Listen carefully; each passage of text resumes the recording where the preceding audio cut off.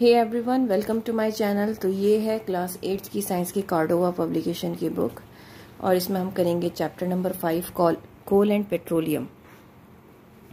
We use various things और materials such as food, clothes, furniture, fuels, water and vehicles to fulfil our basic needs. तो ये आप सभी जानते हैं कि कपड़ा, खाना, कपड़ा और मकान, ये क्या है? ये हमारी बेसिक नीड्स हैं। लेकिन इसके साथ साथ अगर हमें कहीं जाना हो, किसी व्हीकल का यूज़ करना हो, तो उसमें फ्यूल लगता है, तो वो भी हमारी क्या है? बेसिक नीड है। तो मतलब व्हीकल हमारे लिए बेसिक नीड हुई, लेकिन व्हीकल को चलाने के लिए एक फ्यूल की ज़रूरत होगी, राइट? तो उसी फ्यूल के बारे में आज हम यहाँ पढ़ने वाले हैं, कोल एंड पेट्रोलियम। ठीक है। In order to survive and also live comfortable life, air, water, fuels etc. are found in nature. तो एयर, वाटर और फ्यूल्स जो हैं ये हमें नेचर में मिलते हैं। फूड, क्लोथ्स, फर्नीचर ये हमें ह्यूमन एफर्ट से मिलते हैं। ठीक है। The materials which are present in nature and useful to us to meet our basic needs are called natural resources. वो मटेरियल्स जो कि नेचर में प्रेजेंट होते हैं और हमारी बेसिक नीड्स को फुलफिल करते हैं, हमारे लिए यूजफुल हैं, उनको हम कहते हैं natural resources. Air, water, soil, coal, petroleum, minerals, plants और एनिमल्स क्या हैं? नेचुरल रिसोर्सेज हैं। ये किसी को भी हमने, इंसानों ने नहीं बनाया है, नेचुरली है। ठीक है। Depending upon the abundance and availability, natural resources can be broadly classified into inexhaustible natural resource, exhaustible natural resource। तो अब ये broadly इनको दो पार्ट्स में डिवाइड किया गया है, inexhaustible natural resource में और exhaustible natural resources में। इनएग्जॉस्टिबल कौन से होते हैं? वो रिसोर्सेज जो कि आपको अनलिमिटेड क्वांटिटी में मिलती है नेचर में और जल्दी से मतलब ह्यूमन एक्टिविटीज की वजह से क्या नहीं होने वाली? एग्जॉस्ट नहीं होने वाली, मतलब खत्म नहीं होने वाली। For example sunlight, air, water, rainfall, clay, sand etcetera, ये कुछ ऐसी चीजें हैं जो आपको अबंडेंटली मिलती हैं आपको अपने एनवायरनमेंट में, अपने नेचर से। एग्जॉस्टिबल नेचुरल रिसोर्सेज वो होती हैं जो आपके पास लिमिटेड क्वांटिटी में मिलती हैं और एक टाइम बाद वो खत्म भी हो सकती हैं। ह्यूमन एक्टिविटीज पर डिपेंड करता है कितना वाइजली हम उसको यूज करते हैं। जैसे कि फॉरेस्ट, वाइल्ड लाइफ, मिनरल्स, कोल, पेट्रोलियम, नेचुरल गैस, ये क्या है? ये आपके नेचुरल रिसोर्सेज हैं जो हमारे यूज करने पर डिपेंड करता है कि हम उनको किस तरीके से यूज कर रहे हैं। तो एग्जॉस्टिबल रिसोर्सेज भी दो तरह के होते हैं, रिन्यूएबल और नॉन रिन्यूएबल। ठीक है। Resources which are replenish themselves by quick recycling and replacement within a reasonable time period. आपने 3 R's तो सुने ही होंगे, है ना? 3 R's। तो रिप्लेस, रिसाइकिल, रीयूज, तो ये 3 R's होते हैं। अगर आप ये कर रहे हो, दैट मीन्स ये क्या है? आपके रिन्यूएबल रिसोर्सेज हैं जो उनको आप रिन्यू करके एक नया चीज बना लेते हो। जैसे पेपर को आप अगर यूज नहीं कर रहे हो तो एक नई नोटबुक बन सकती है उससे। ठीक है। तो पेपर क्या हुआ? एक रिन्यूएबल रिसोर्स हो गया। So these resources are therefore not like to be exhausted. तो ये एग्जॉस्टेड मतलब खत्म नहीं हो सकती completely. However, by excessive and unwise use they may also be exhausted। लेकिन अगर बहुत ज्यादा यूज किया गया या वाइजली यूज नहीं किया गया तब ये खत्म हो सकती हैं, जैसे कि सॉइल, फॉरेस्ट और wild life. The resource which cannot be replenished themselves by quick recycling and replacement within a reasonable time period are called non-renewable resources। ऐसे resources जो कि रिप्लेनिश नहीं होते हैं, दोबारा रिसाइकिल नहीं किए जा सकते हैं, वो नॉन रिन्यूएबल रिसोर्सेज होते हैं। उनको एक बार अगर यूज कर लिया तो दैट मीन्स आपको वो खत्म हो गया, जैसे कि कोल, पेट्रोलियम और natural gas. So in this chapter we will learn about some exhaustible natural resources like coal, petroleum and natural gas and the materials which are burnt to produce power or heat energy are known as fuels। So वो ऐसे material जो burn करने पर power या आपको heat provide करते हैं, heat energy देते हैं, उनको फ्यूल्स कहते हैं। जैसे कि remains of dead plants and animals buried under the earth millions of years ago, उनको हम क्या कहते हैं? फॉसिल्स कहते हैं। फॉसिल्स किन्हें कहते हैं? जो डेड एनिमल्स और प्लांट्स मिलियंस ऑफ ईयर्स अगो आपके किसी सॉइल में डंप हो गए थे, ठीक है, दब गए थे, तो वो क्या कहलाते हैं? फॉसिल्स कहलाते हैं। फ्यूल्स लाइक कोल, पेट्रोलियम, नेचुरल गैस, ये किससे बनते हैं? Dead remains of plants and animals से ही ये सारे फ्यूल्स बनते हैं, जो कि बिलियन ऑफ ईयर्स से हमारे अर्थ के अंदर दबे हुए हैं। तो सबसे पहले अब हम coal is a fossil fuel, it is hard and black in colour. Coal भी क्या है? एक फॉसिल फ्यूल है जो हमें मिलियंस ऑफ ईयर्स, जब वो बरीड रहता है अंडर द अर्थ, तब हमें मिलता है, ठीक है। और ये किस तरह का होता है? हार्ड होता है और ब्लैक होता है कलर में। Coal is found in deep coal mines under the surface of the earth. Deep coal mines में हमें कोल मिलता है under the surface of the earth, और ये कोल बेड्स की फॉर्म में होता है। In India coal is mainly found in Bihar, Jharkhand, West Bengal, Orissa and Madhya Pradesh. तो इन एरियाज में ज्यादातर कोल मिलता है। The big coal mines in our country are at Jharia and Bokaro in Jharkhand. तो जो बिग कोल्स माइंस हैं वो झरिया और बोकारो में है, जो कि झारखंड में है, और रानीगंज वेस्ट बंगाल में। तो आपको ये जगह पता होने चाहिए कि कोल माइंस कहाँ पर है, ठीक है। Coal is form by the gradual decay and compression of remains of plants and trees in the absence of air. The slow chemical process of the conversion of the dead vegetation, remains of dead plants, into coal under the influence of high temperature and pressure is called carbonization. वो slow chemical process जो कि dead vegetation को, जो dead remains हैं plants के, वो कोल में जब तब्दील होते हैं, चेंज होते हैं एक केमिकल प्रोसेस के थ्रू। कैसा केमिकल प्रोसेस होता है? उसमें हाई टेम्परेचर भी होता है, प्रेशर भी होता है, जिसकी वजह से कार्बनाइजेशन होता है। इस प्रोसेस को हम क्या कहते हैं? कार्बनाइजेशन कहते हैं। यहाँ पर आप ये देख सकते हैं कि किस तरीके से huge forest grew around 300 million year ago covering most of the earth. ये फॉरेस्ट है। फिर उसके बाद नेचुरल कैलेमिटीज की वजह से क्या हुआ? ये अंडर द सॉइल चले गए, ठीक है। फिर उसके बाद ये रिमेन्स हैं डेड प्लांट्स और एनिमल्स के, जो कि पीट कोल में चेंज हो गए, ठीक है। पीट कोल के पास क्या होता है? लेस देन 60% कार्बन होती है पीट कोल के पास, ठीक है। Peat coal got compressed between sediment layers to form lignite coal which has 60 to 70% carbon. तो ये कोल की कुछ फॉर्म्स हैं, आपको पता होनी बहुत जरूरी है। पीट कोल में कितना परसेंट कार्बन होता है? लेस देन 60% होता है। और जो हमारा लिग्नाइट कोल होता है उसमें 60 to 70% होता है। उसके बाद फिर से ये कंप्रेस होती है, और जिसकी वजह से बिटुमिनस कोल बनता है। बिटुमिनस कोल कितना होता है? 70 to 80% कार्बन होता है। इवेंचुअली एंथ्रेसाइट कोल जो हमें मिलता है, जिसमें सबसे ज्यादा क्या होता है? कार्बन होता है, 90% कार्बन होता है, और ये बेस्ट वैरायटी होती है कोल की। तो हमने 4 वैरायटीज यहाँ पर पढ़ ली है जब हम इसके प्रोसेस को पढ़ रहे हैं। सबसे पहला था पीट कोल, जिसमें लेस देन 60% कार्बन होता है। देन लिग्नाइट कोल, जिसमें 60 to 70% कार्बन होता है। देन उसके बाद बिटुमिनस कोल, जिसमें 70 to 80% कार्बन होता है। और लास्ट में एंथ्रेसाइट कोल, जिसमें 90% कार्बन होता है, और जो बेस्ट कार्बन माना जाता है, ठीक है। अब coal contain mainly carbon, but along with it hydrogen, oxygen, small amount of nitrogen and sulphur are also present. तो हमने ये तो पढ़ ही लिया है कि भाई कितनी परसेंट कार्बन कौन सी स्टेज पर है। उसके साथ साथ इसमें क्या प्रेजेंट होता है? हाइड्रोजन, ऑक्सीजन और नाइट्रोजन, सल्फर भी प्रेजेंट होते हैं। कोल के हम यूजेस देख लेते हैं। एक तो रेलवे इंजन्स में स्टीम के लिए यूज किया जाता है, ठीक है।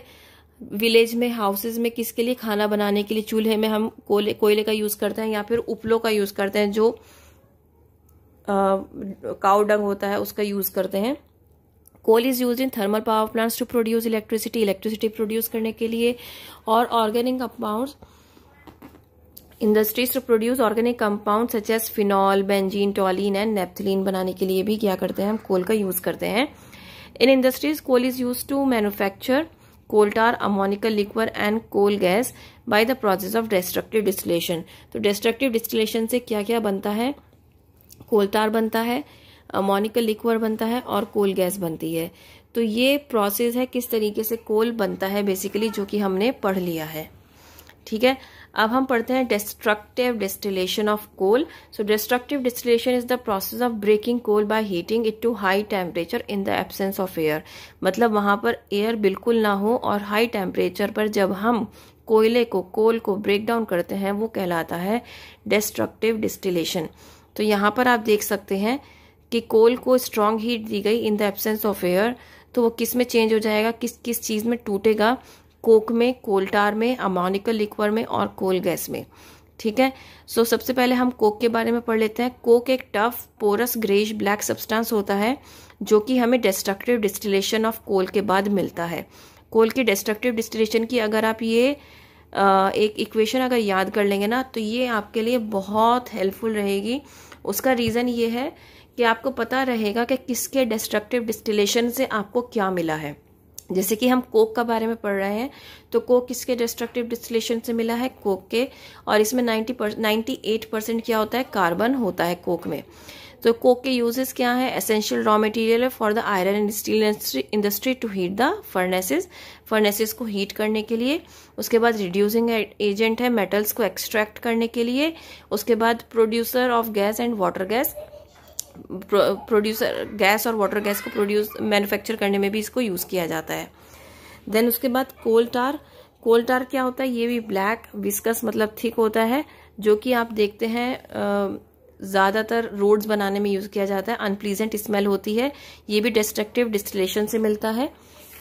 It is not a single compound, ये सिंगल कंपाउंड नहीं होता है. ठीक है, तो it is a mixture of more than 200 different carbon compound. 200 से भी ज्यादा इसमें कार्बन कंपाउंड्स अलग अलग मिले हुए होते हैं. Coal tar can be separated into many important chemical substances such as toluene, benzene, naphthalene, phenol etcetera by the process of fractional distillation. Coal था डिस्ट्रक्टिव डिस्टिलेशन से, और ये वाला जो हमारे पास बन रहा है कोल, ये क्या बन रहा है, कोल टार जो बन रहा है ये फ्रैक्शनल डिस्टिलेशन से बन रहा है. Then these chemical substances are used as starting materials for manufacturing dyes, explosives, paints, varnishes, pesticides, plastic, synthetic fibres. तो ये आपको यूजेस बताए गए हैं कोल टार के कि कहाँ पर ये यूज किया जाता है. ठीक है,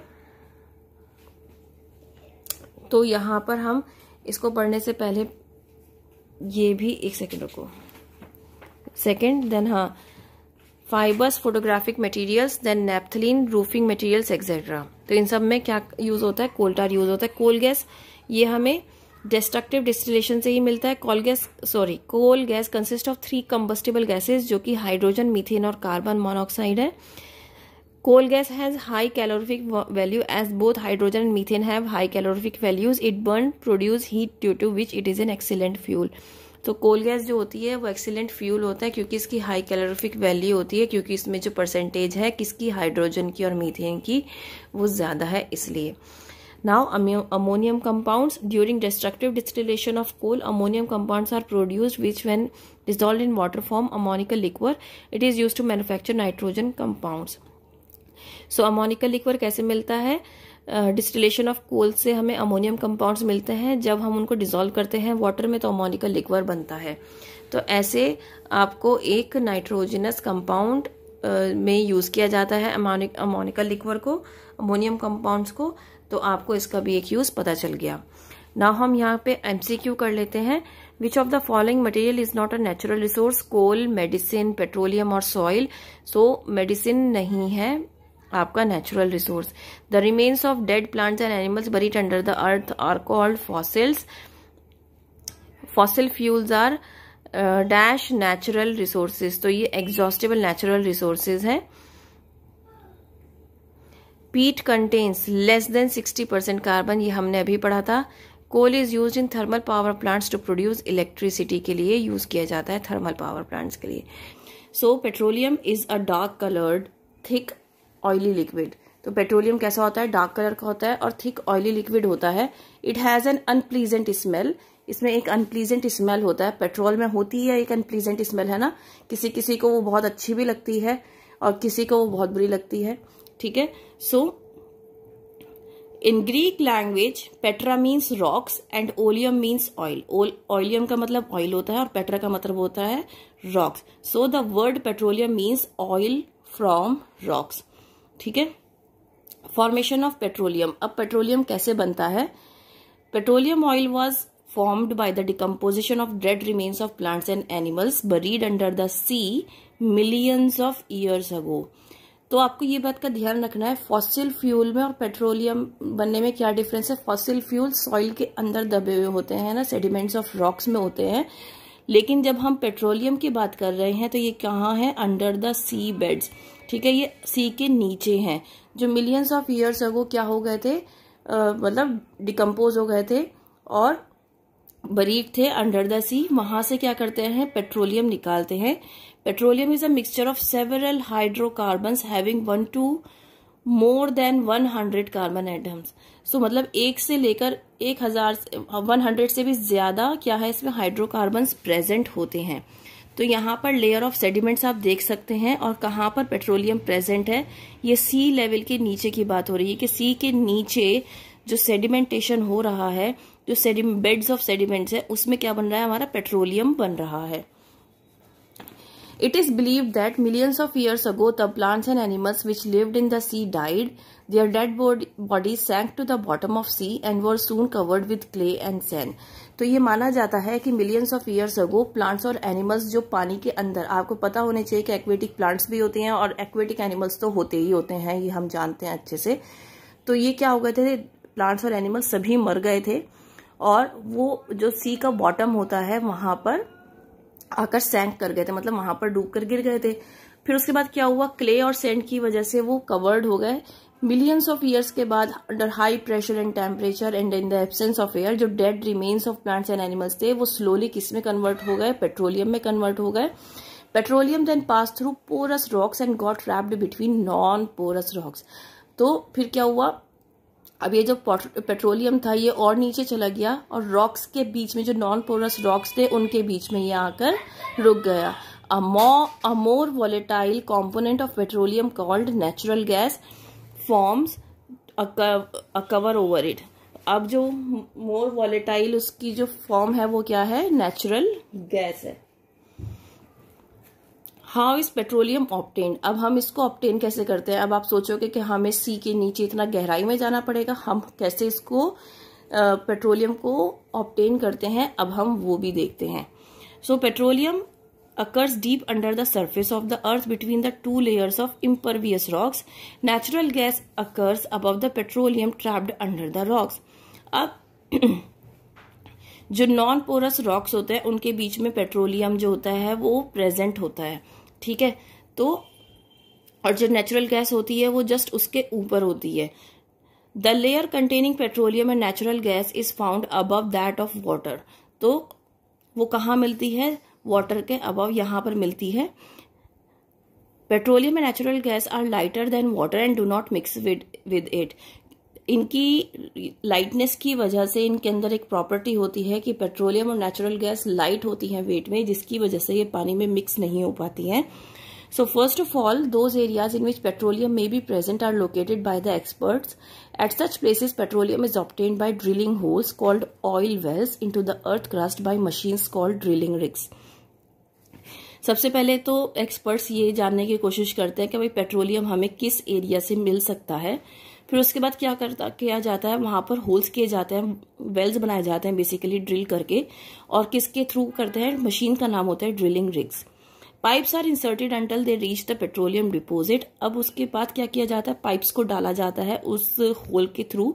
due to high internal pressure of natural gas, crude oil gushes out of the pipes. क्योंकि बहुत ज्यादा प्रेशर होता है नेचुरल गैस का नीचे रॉक्स में, डेप्थ में, जिसकी वजह से जो ऑयल है वो पाइप्स के थ्रू ऊपर आना स्टार्ट हो जाता है। By using certain pumps petroleum is pumped out. कई बार क्या होता है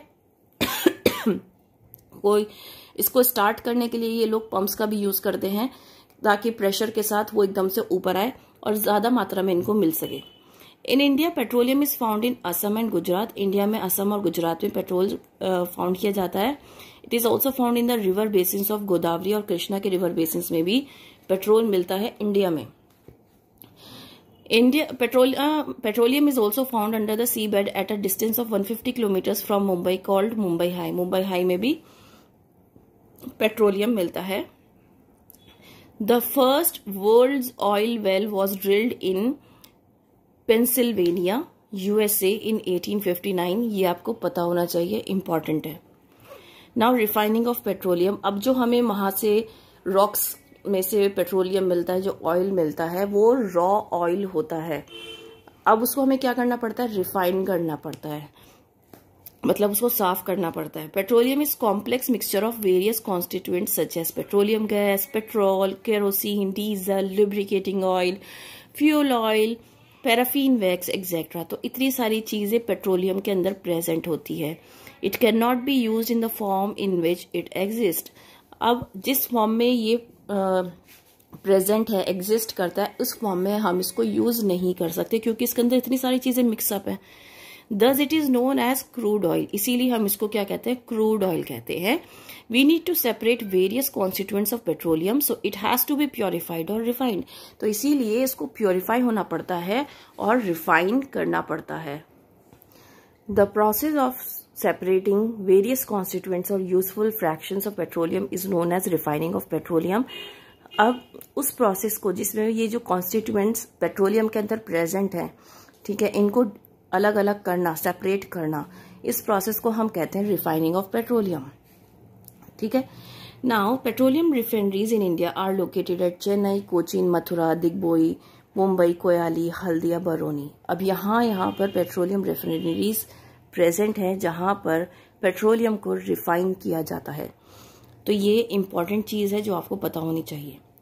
कौन सी मशीन से किया जाता है? ड्रिलिंग रिग से निकाला जाता है। इंडिया में कहाँ पर आपको पेट्रोलियम कहाँ पर मिलेगा वो आपको पता होना चाहिए। ठीक है। उसके बाद रिफाइनिंग ऑफ पेट्रोलियम की डेफिनेशन आपको पता होनी चाहिए। देन अब यहाँ पर हमारे पास एक टेबल आ जाती है जिसमें कॉन्स्टिट्यूएंट्स ऑफ पेट्रोलियम गिवन है। हमने इतने सारे कॉन्स्टिट्यूएंट्स इसमें पढ़े हैं जो प्रेजेंट होते हैं, उनका boiling point, number of carbon atoms, हर एक कॉन्स्टिट्यूएंट में कितने प्रेजेंट हैं और उसका क्या यूज है, वो यहाँ पर इस टेबल में गिवन है। तो ये बहुत इंपॉर्टेंट टेबल है, बहुत ज्यादा इंपॉर्टेंट है टेबल। क्यों है? क्योंकि आपको पता चल जाएगा कि हमें केरोसिन हम यूज करते हैं, डीजल हम यूज करते हैं, फ्यूल ऑयल हम यूज करते हैं, ये सब चीजें हम यूज करते हैं जो कि पेट्रोलियम में पाई जाती हैं।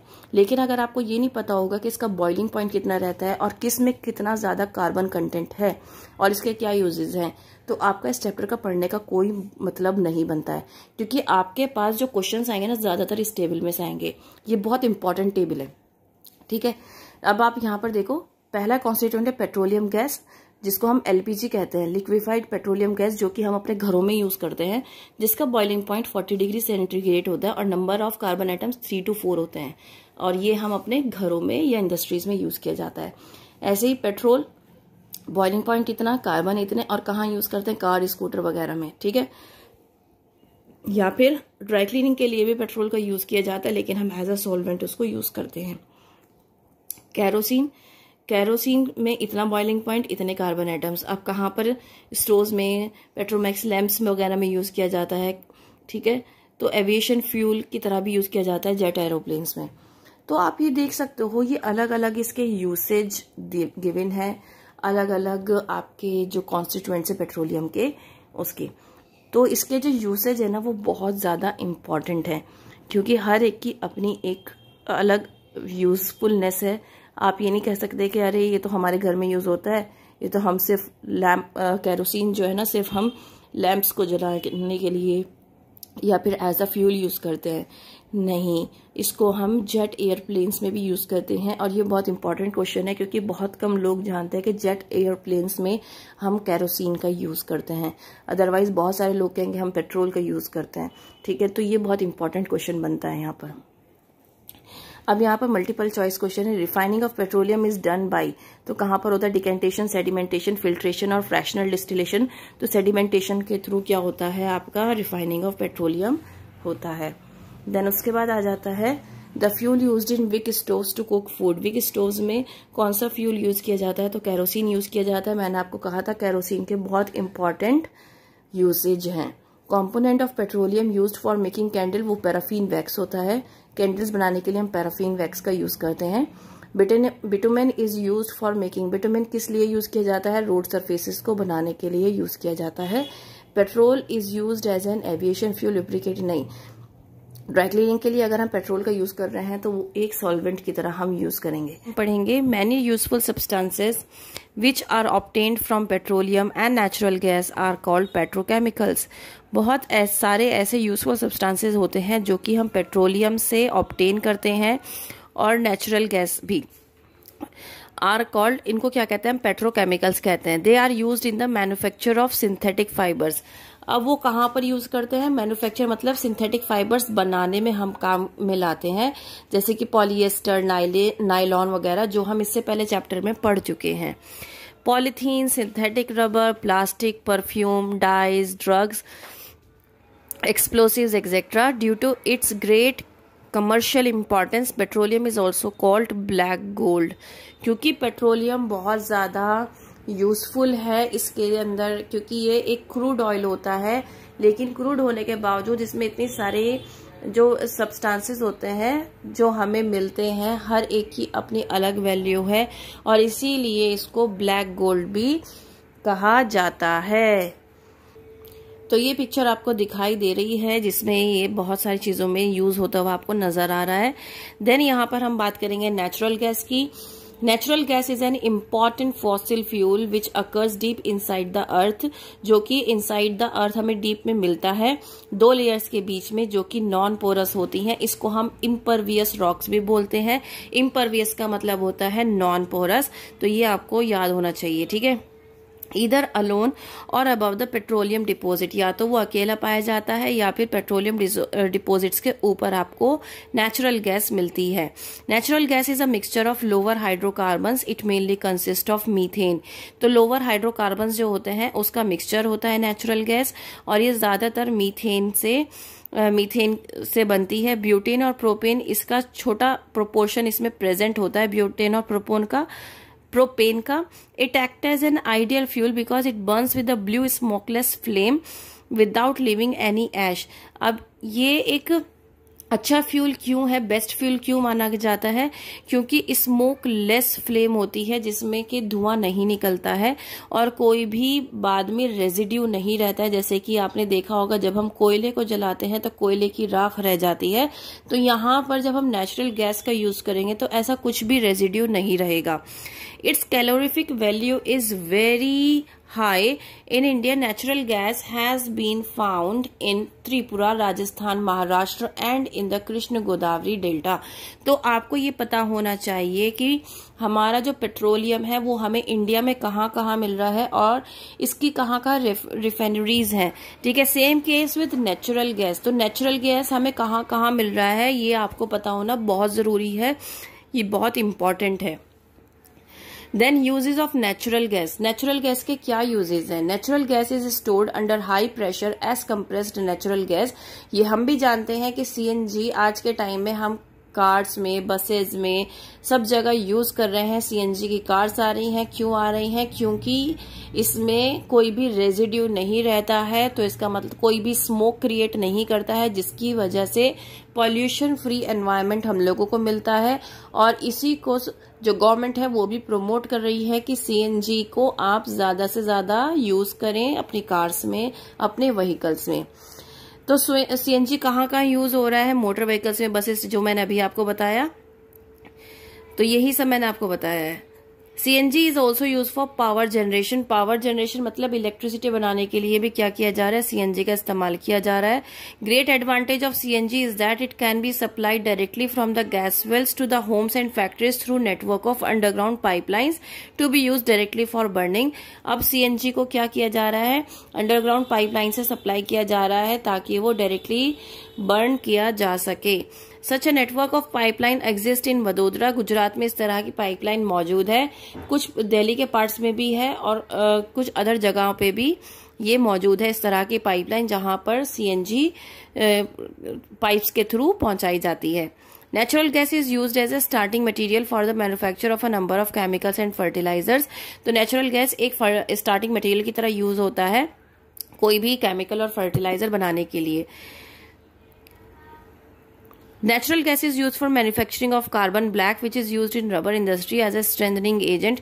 अब नेचुरल गैस कार्बन ब्लैक बनाने में भी यूज किया जाता है जो कि एक स्ट्रेंथनिंग एजेंट है जो कि रबर इंडस्ट्री में पाया जाता है। अब स्ट्रेंथनिंग एजेंट कैसे हो सकता है भाई? हम रबर कैसे किस लिए यूज करते हैं? रबर किस लिए यूज की जाती है आप जानते ही हैं। अगर हम रबर बैंड्स की बात करें जो हम सरों में लगाते हैं, सर में लगाते हैं, छोटी बांधते हैं, तो उसको आप जितना ही खींच लो उसकी इलास्टिसिटी जो है वो बनी रहती है, उसकी स्ट्रेंथनेस जो है वो बनी रहती है।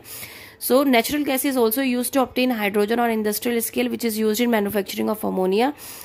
तो हाइड्रोजन को ऑब्टेन करने में भी नेचुरल गैस बहुत ज़्यादा हेल्पफुल होता है और एमोनिया के मैन्युफैक्चर में भी यूज़ किया जाता है। Natural gas decomposes to form carbon and hydrogen on strong heating in the absence of air. अगर एब्सेंस ऑफ एयर में मतलब एयर नहीं है और हम मीथेन को नेचुरल गैस को क्या कर रहे हैं, जला रहे हैं, तो क्या होगा, ये कार्बन में और हाइड्रोजन के दो मॉलिक्यूल में क्या हो जाएगी, ये डिवाइड हो जाएगी। ठीक है। Now limitation of fossil fuel. अब हम लिमिटेशन पढ़ लेते हैं। अभी तक हमने इसके फायदे पढ़े हैं, कैसे मिलता है ये पढ़ा है। अब हम इसके लिमिटेशंस को पढ़ लेते हैं। We have studied in the beginning of this chapter that fossil fuels like coal, petroleum and natural gas are exhaustible. ये एग्जॉस्टिबल नेचुरल रिसोर्सेज हैं। टू मेन लिमिटेशंस है फॉसिल फ्यूल्स की, जैसे कि लिमिटेड अवेलेबिलिटी और एयर पॉल्यूशन। ये हम सब जानते हैं कि ये बहुत लिमिटेड आपको मिलता है, अर्थ क्रस्ट से मिलता है, ये हम अभी तक पढ़ते आ रहे हैं इस चैप्टर में। और एयर पॉल्यूशन भी क्रिएट करता है जब ये बर्न करता है। आपने देखा होगा पेट्रोल जब रिफाइन होकर गाड़ियों में डलता है तो उससे कितना ज्यादा पॉल्यूशन होता है। ठीक है, तो इसीलिए आप याद रखिएगा कि नेचुरल गैस से जो फॉसिल फ्यूल है इससे आपको क्या मिल रहा है, आपको एयर पॉल्यूशन भी मिल रहा है। Now limited availability, firstly it look millions of years for the conversion. ये तो मैंने आपको बता दिया कि मिलियन ऑफ ईयर्स लगते हैं कन्वर्जन में, और इसकी कोई रिसाइकलिंग और रिप्लेसमेंट जल्दी से नहीं हो सकती, जिसकी वजह से क्या होता है कि ये एक हमें लिमिटेड टाइम के लिए मिलता है, लिमिटेड अवेलेबिलिटी होती है इसकी। लिमिटेड टाइम मैंने क्यों वर्ड यूज किया भाई? अगर मैंने पेट्रोल अपने कार में यूज कर लिया और उसको मैंने फिर उसके साथ मैं ट्रेवल हुई, उसमें बैठ के मैं घूमी फिरी, चारों तरफ घूमी, तो क्या हुआ, वो पेट्रोल जो है वो तो खत्म होगा ना। तो दैट मीन्स उसकी जो लिमिटेड अवेलेबिलिटी है, अगर आप उससे ज्यादा उसको यूज करोगे तो ऑब्वियस सी बात है एक टाइम बाद वो चीजें भी खत्म हो जाएंगी। एयर पॉल्यूशन मैंने आपको बता दिया है कि जब भी फॉसिल फ्यूल बर्न होते हैं तो क्या carbon dioxide, carbon monoxide, sulphur dioxide और स्मोक, इस तरह की जो गैसेज हैं वो निकालते हैं, जिसकी वजह से एयर पॉल्यूशन होता है। और एयर पॉल्यूशन जैसे ही क्रिएट होता है लोगों को अस्थमा, ब्रोंकाइटिस, इस तरह की बीमारियां होनी स्टार्ट हो जाती हैं।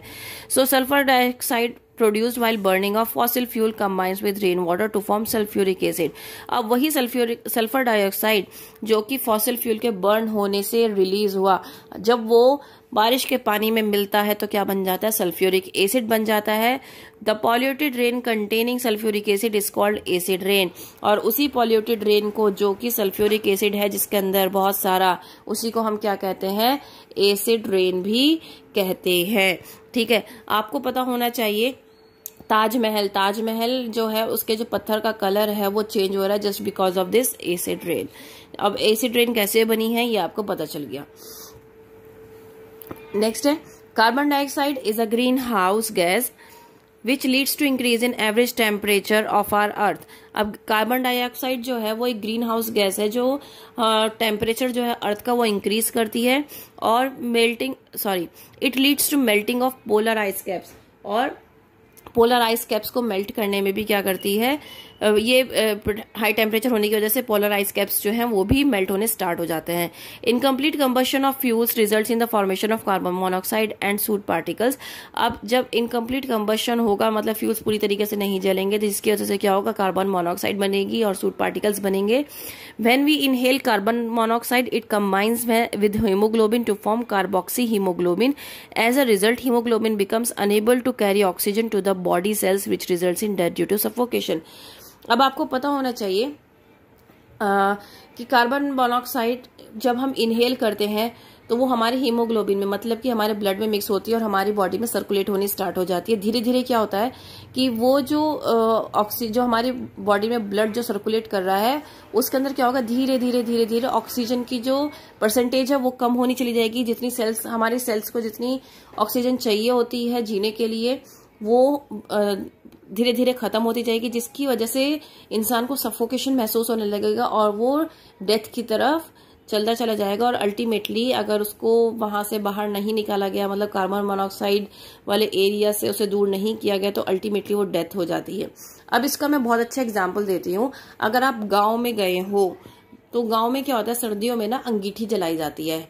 गाँव में क्या, शहरों में भी जलाई जाती है, लेकिन जैसे छोटे घर होते हैं शहरों में, दिल्ली जैसी जगह में, दिल्ली मुंबई जैसी जगह में, वहां पर बहुत छोटे घर होते हैं, तो वहां पर अंगीठी नहीं जलाई जाती है हाथ सेकने के लिए। लेकिन अगर आप गांव में जाओगे तो गांव में तो आपको 110% अंगीठी मिलेगी। उस अंगीठी को अगर आप रूम में रखते हो तो बड़े जो बुजुर्ग होते हैं वो मना करते हैं कि अंगीठी को रात में रूम में रखकर नहीं सोना है।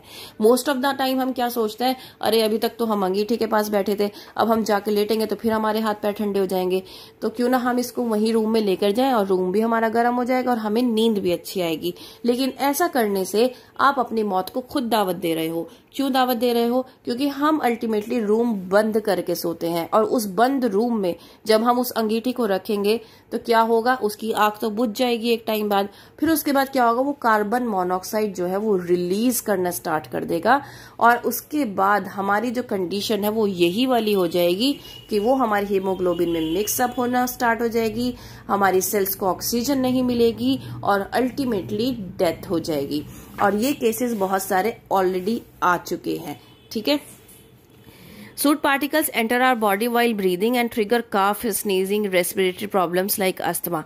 अब ये सूट पार्टिकल्स क्या होते हैं? आपने देखा होगा जब भी आप कोई कोयला वगैरह जलाते हो तो उसके ना अंगारे से उठते हैं ना, छोटे छोटे से पार्टिकल्स उठते हैं ना, that is known as soot particles. वो बेसिकली क्या करते हैं, वो जब उठता है ना, जब उनको हवा दो तो वो उठते हैं। या आपने भुट्टे, हम मार्केट जाते हैं तो हम भुट्टे बहुत खाते हैं। लाजपत नगर अगर आप जाओगे ना, सेंट्रल मार्केट दिल्ली में, तो वहां पर भुट्टे खाए बिना कभी मत आना, क्योंकि वहां के भुट्टे मशहूर होते हैं। तो जब वो भुट्टे सेक रहे होते हैं ना, आप उनको देखना, ठीक है। भुट्टे जब वो सेक रहे होते हैं तो वो ना ऐसे ऐसे करके हवा देते हैं। तो जब वो हवा देते हैं ना कोयलों को, तो देखना उसमें से ना राख ना हल्की हल्की से उड़ती है। अब वो जो राख उड़ रही है ना, that is your suit particles. ठीक है। अब वो सूट पार्टिकल्स क्या हो रहे हैं, हमारी बॉडी में जा रहे हैं हमारे सांस के थ्रू, जिसकी वजह से हमें क्या होता है, स्नीजिंग होती है, छींक आती है, कफ हो जाता है। अगर हमें छींक उस टाइम नहीं आई तो दैट मीन्स हमें बाद में नजला हो जाएगा, कफ हो जाएगा, तो ये प्रॉब्लम्स बाद में आ जाती हैं। ठीक है। अस्थमा जैसी प्रॉब्लम्स भी हो जाती है, और जिसको अस्थमा है उसको तो ये सब चीजें बहुत जल्दी अफेक्ट करती हैं। Both coal and petroleum are available deep inside the earth. Mining of coal or pumping out of petroleum from the earth create hollow space in the earth which may result in collapse leading to earthquake. अब कोल और petroleum दोनों ही अर्थ के अंदर मिलते हैं। अब जब आप कोल और पेट्रोलियम दोनों ही निकाल रहे हो, तो अर्थ के अंदर से निकाल रहे हो, तो ऑब्वियस सी बात है वहां पर तो एक बहुत बड़ा सा गड्ढा हो गया ना, होल हो गया ना वहां पर। अब यहाँ पर चांसेस हो जाते हैं कि यहाँ पर अर्थक्वेक आने के चांसेस सबसे ज्यादा रहते हैं, क्योंकि वो होल जो हो गया है। Now conservation of fossil fuels. Conservation is the wise and careful use of resources. Conservation, हम किसी भी चीज को कैसे, किस तरीके से अच्छे तरीके से यूज करें कि उसका हम बर्बाद भी ना करें और हमारा काम भी हो जाए। तो ये एक बहुत अच्छा तरीका है फॉसिल फ्यूल्स को तरीके से यूज करने का।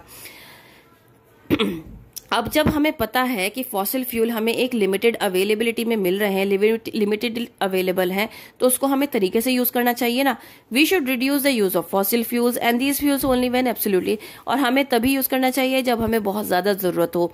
ज्यादातर हमें रिन्यूएबल सोर्सेज पर क्या करना चाहिए, एनकरेज करना चाहिए कि हमें वो यूज करना चाहिए, जैसे कि wind energy, solar energy, hydro energy, ताकि जो हमारे एनर्जिकल नीड्स है उसको पूरा कर सके। We should use more fuel efficient machines. Fuel efficient machines को हमें यूज करना चाहिए। ठीक है। Now technological advancement and energy crisis. अब टेक्नोलॉजी तो बढ़ गई है, एनर्जी क्राइसिस भी हो रही है, उसके बारे में अब पढ़ते हैं। The demand for energy increasing due to setting up of new industries and rapidly expanding cities. ये बात हम जानते हैं कि एनर्जी की डिमांड इसलिए ज्यादा हो रही है क्योंकि इंडस्ट्रीज ज्यादा लग रही हैं और धीरे धीरे जो हमारी सिटीज हैं वो भी एक्सपैंड हो रही हैं। कैसे एक्सपैंड हो रही हैं? अब आप दिल्ली का ही लेके चलो एक एग्जांपल, कि आप दिल्ली में ज्यादातर लोग जॉब के लिए और पढ़ाई के लिए आते हैं, तो ज्यादातर माइग्रेटरी पर्सन्स होते हैं, जैसे कि माइग्रेशन जो एक जगह से दूसरी जगह बदलते हैं सिर्फ जॉब के लिए या पढ़ाई के लिए। ठीक है। वो परमानेंटली नहीं रहते हैं, तो that is known as migration, है ना। तो अब कोई भी गांव से आया यहाँ पे पढ़ने के लिए, तो ऑब्वियसली उसे रहने के लिए जगह भी चाहिए, है ना। तो वो क्या करेगा, वो रहेगा, वो रेंट पे रहेगा, अपना घर लेगा, जैसे भी करेगा वो एडजस्टमेंट करेगा।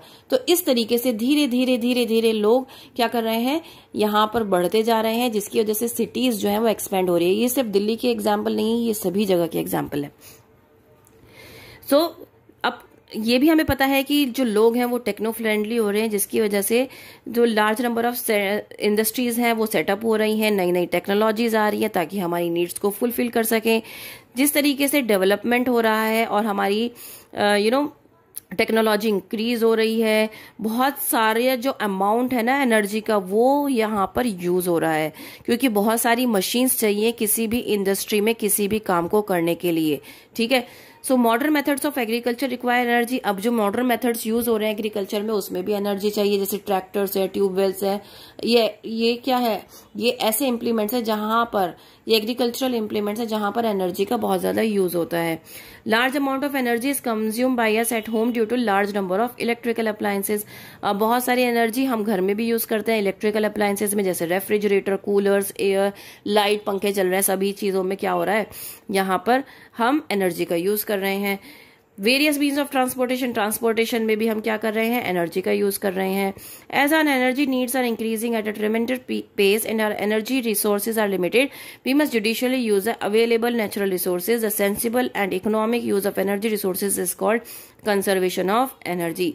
तो जब हमें पता है कि इतने सारी जगह हम अपनी एनर्जी को यूज करने वाले हैं, तो हमें क्या करना चाहिए, हमें रिन्यूएबल रिसोर्सेज जो अवेलेबल हैं, सोलर एनर्जी, सोलर पैनल से हमें एनर्जी बनानी चाहिए, विंड एनर्जी है, हाइड्रो एनर्जी है, इससे हमें क्या करना चाहिए, इनका यूज करना चाहिए और इन्हीं से हमें एनर्जी का यूज करना चाहिए। द सेंसिबल और इकोनॉमिक वे में जब हम कोई भी एनर्जी यूज करते हैं that is known as conservation of energy.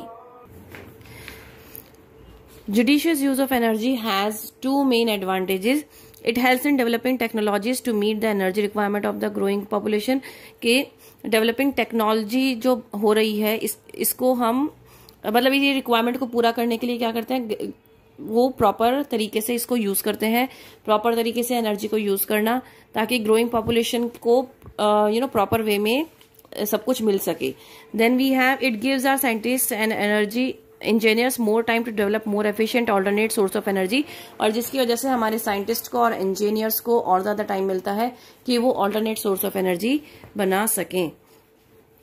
तो we should take following steps to save and conserve energy. तो यहाँ पर कुछ स्टेप्स लिखे हुए हैं जो आप यूज कर सकते हो, केयर फॉर एनवायरमेंट, और यहाँ पर आ जाता है हमारा माइंड मैप जो कि बहुत इम्पॉर्टेंट है। हमने पढ़ा दो टाइप के नेचुरल रिसोर्स पढ़े, एक था एग्जॉस्टेबल, एक था नॉन एग्जॉस्टेबल और एक इनएग्जॉस्टेबल। देन उसके बाद हमने एग्जॉस्टेबल भी पढ़ा जो कोल और पेट्रोलियम था, जिसके बारे में हमने बहुत ज्यादा डिटेल में पढ़ा, ठीक है। उसके बाद हमने decomposition of dead plants and animals भी पढ़ा, राइट। उम्मीद करती हूँ आपको ये पूरा चैप्टर समझ में आया होगा। अगर आया है तो please like, share and subscribe, and that's all from my side. Thank you.